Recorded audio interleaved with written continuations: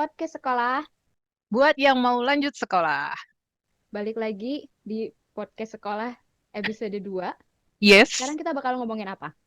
kita mau ngomongin tentang bahwa apakah benar LPDP ini eh, kurang tepat sasaran? Karena, Karena katanya yang dapat beasiswa LPDP ini sebenarnya yang mampu buat bayar sendiri, katanya sih gitu.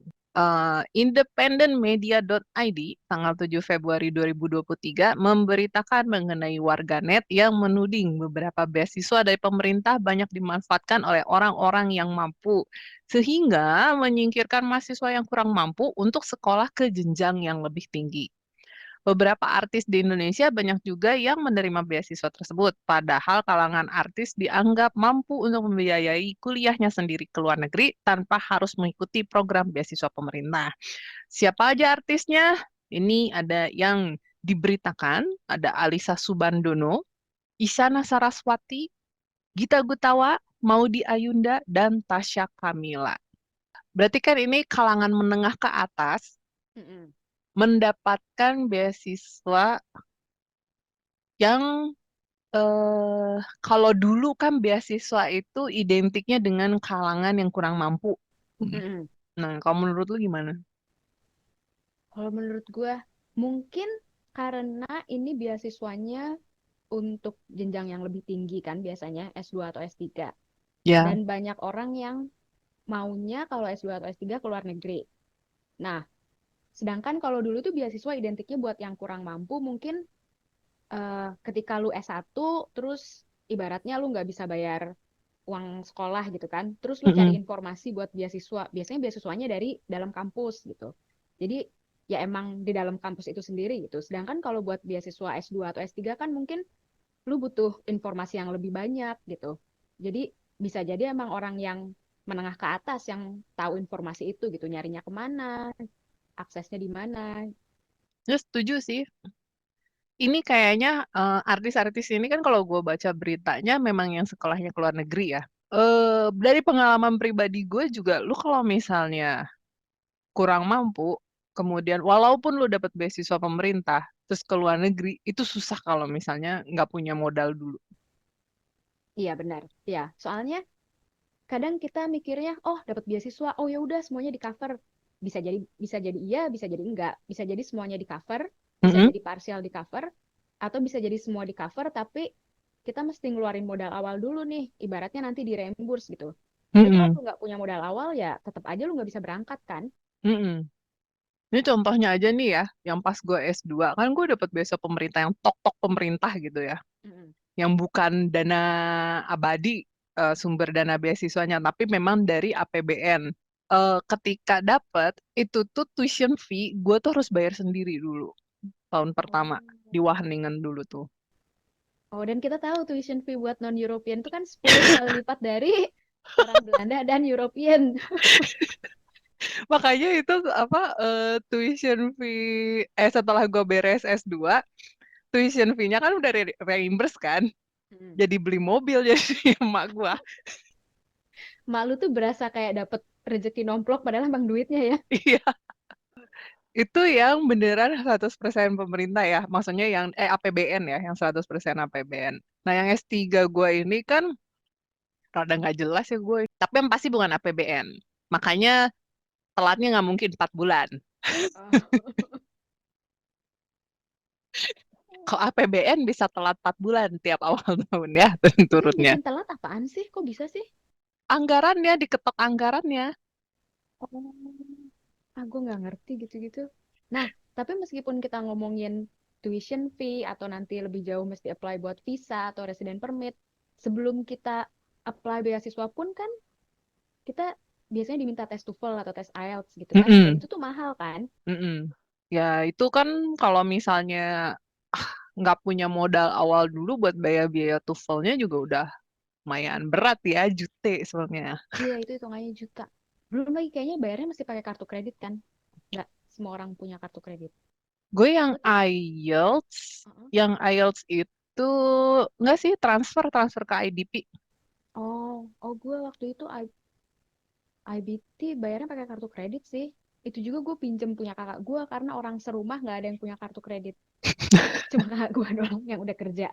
Dan ngomong-ngomong kartu kredit ya, ini buat bayar visa sama asuransi yang UK, itu Hmm. juga kudu bayar pakai kartu kredit sih. Walaupun sekarang bisa ada kayak Genius atau apa gitu ya, yang kayak digital banking memang kayak ada layanannya. Terus gue denger-denger juga sih bisa pakai kartu debit tapi cuma bank tertentu. Ya emang bener sih kalau misalnya kayak nggak punya kartu kredit rada-rada susah. Dan satu lagi limitnya harus gede. Lu waktu itu bayar, lu kan kalau asuransi lu ditanggung kan? Buat yang S3 sekarang ini. Mm-mm. Iya, heeh. Dari awal gue nggak pernah bayar asuransi, nggak pernah. Coba kalau misalnya sekarang, kan lu nih S3 nih ya sekarang Mm-mm. di Inggris Mm-mm. pakai beasiswa pemerintah. Mm-mm. Nah, sebelum sebelum lu mendapatkan beasiswa per bulan sampai sebelum lu tinggal di Inggris dan nerima beasiswa per bulan, kalau lu hitung-hitung lu harus nyediain modal berapa? Gua karena mencatat berapa yang harus di reimburse. Ini untungnya tuition fee gue nggak usah bayar. Maksudnya Mm-mm. gue nggak usah bayar dulu. Karena kan Bentar. gue dapat Tapi studentship. lu sebagai mahasiswa PhD di UK itu emang harus bayar tuition. Mm-mm. Oke, lokal ataupun nggak lokal, semua orang tetap mesti bayar tuition kalau di UK. Lokal maupun interlokal. Lokal maupun interlokal, tetap mesti bayar tuition. Setahu gue ya. Oke.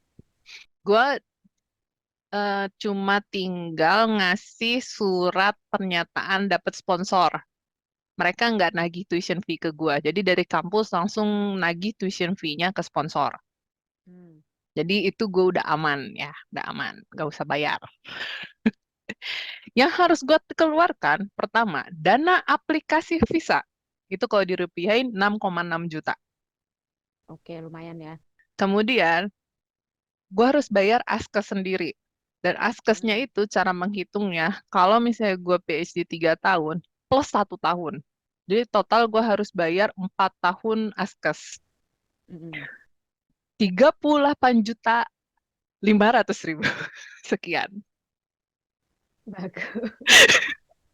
Berikutnya, gue harus bayar tiket ke sini sendiri dulu. Karena visa gue waktu itu nggak jelas keluarnya kapan. Dan kalau misalnya mau dibeliin dulu sama si travel agent yang ditunjuk sama sponsor gue, itu harus kayak 2 minggu sebelum keberangkatan. Sedangkan gue itu begitu dapat visa, 2 hari kemudian langsung berangkat. Karena gue segitu aja gue udah late arrival. Itu tiketnya ya, ini setelah apa ya?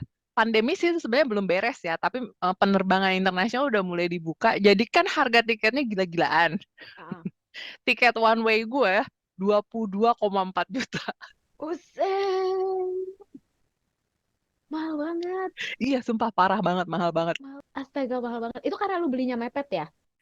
Atau karena Iya, Oh, berarti tadi lu berapa tiket? 22 juta. 22 juta. Ah. Nah, terus udah gitu juga yang gue harus modal lain yang harus gua bayar adalah 3 bulan pertama untuk bayar housing. Oh, harus langsung 3 bulan. Jadi dia tuh per 3 bulan bayarnya. Nah, gue berarti kan harus modal 3 bulan yang pertama dulu. Harganya 2006 2600-an pound sterling lah. Tapi itu udah include ini, billing dan lain-lain. Air kayak gitu ya Mm-mm. listrik. Totalnya berapa? Total semuanya. Atau ada lagi yang mesti lu modalin dulu di awal. Ya hidup gua di sini sebulan pertama. Beli beras. Ya nggak mungkin lah gue beli beras. Mohon maaf, beras mahal. Selain biaya hidup sebulan pertama, berapa berapa totalnya? Selain biaya hidup sebulan pertama, totalnya pokoknya anggaplah ya dengan modal yang dikeluarkan dengan di Indonesia hampir 100 juta kali. Bagus. Jadi meskipun lu bakal diremburs, meskipun nanti lu ibaratnya sekolahnya bakal gratis, tapi tetap harus punya modal awal yang banyak dulu kan? Mm-mm. Nah ini gue tuh sempat nggak percaya harus modal 100 juta dulu. pas sebelum berangkat. Iya, karena kan gue gabung di WhatsApp grup khusus untuk yang penerima beasiswa yang mau ke UK kan. Mm-mm. Nah, terus udah gitu yang si adminnya ini nge-share spreadsheet Excel dia Mm-mm. terkait biaya-biaya yang harus dia bayarkan sampai akhirnya nyampe ke Inggris gitu. Mm-mm.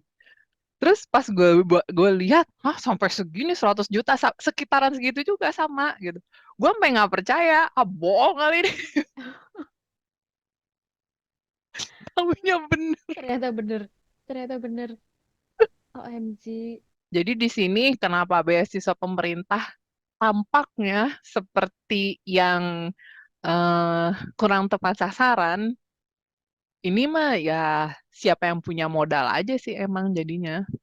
Iya sih bener. Jadi bukan bukan cuma lu bisa dapat sekolahnya, lu bisa dapat beasiswanya, tapi lu juga mesti punya modal awal. Mm-mm. Modal duit ya. Iya, iya, iya. Bukan modal kepercayaan. Aneh banget deh. Tapi kasihan juga ya, ibaratnya kan kalau lu baru S1, apalagi lu belum pernah kerja kan, mungkin Mm-mm. nggak punya tabungan juga, ibarat harus nalangin sendiri. Iya, nah itu dia. Kan serem ya yang kayak gitu. Pokoknya kalau yang beasiswa pemerintah tuh menurut gue jangan mengharapkan dapat transferan tepat waktu kayak gaji lah. Oh, jadi emang tetap mesti punya backup sendiri ya, entah lu udah punya tabungan karena sebelumnya kerja, atau emang orang tua lu mampu. Mm-mm.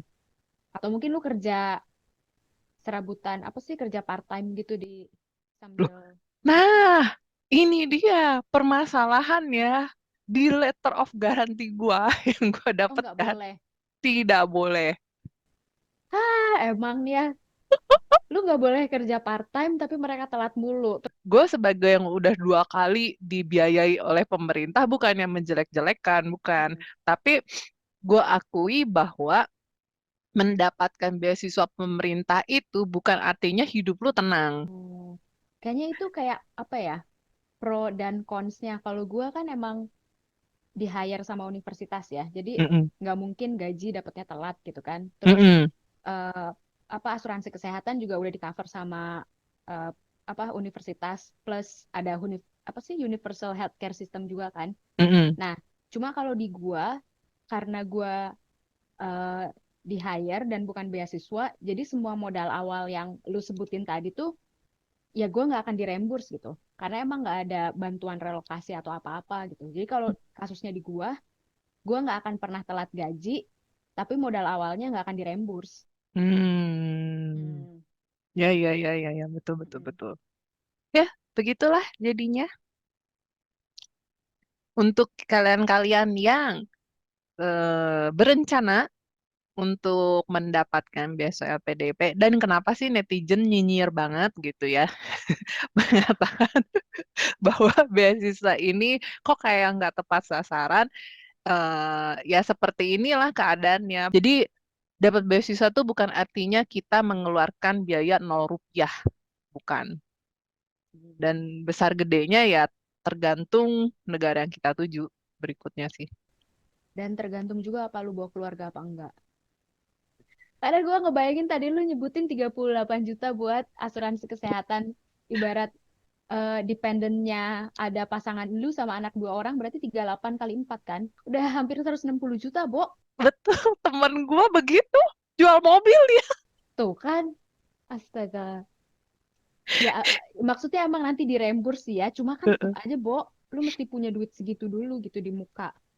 Oke deh, kalau gitu untuk pembahasan yang sekarang eh cukup sekian. Kayak biasa kalau misalnya ada mau yang nanya-nanya atau mau ngomentarin lebih lanjut, silahkan tulis di kolom komentar. Dan seperti biasa juga, nggak janji jawab. Berarti segini dulu podcast dari kita kali ini. Podcast sekolah, Buat yang mau lanjut sekolah. Dadah! dadah.